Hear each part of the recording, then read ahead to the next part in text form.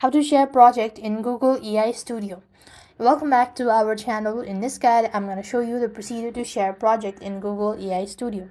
In Google AI Studio, sharing can refer to collaborating on a project, sharing a deployed application, or showing your work by real-time screen sharing.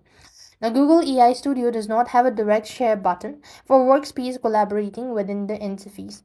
To collaborate, you must perform through the Google Cloud console. So what you need is open the Google Cloud console. For that, you just want to type in console.googlecloud. You click open that up.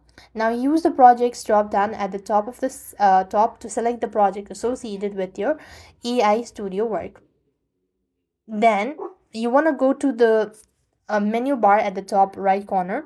Select IM and admin section. Go to this here and grant access, right?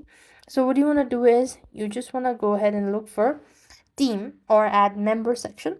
When you click onto the add member section, you need to go ahead and enter in the email address of the person you want to collaborate with.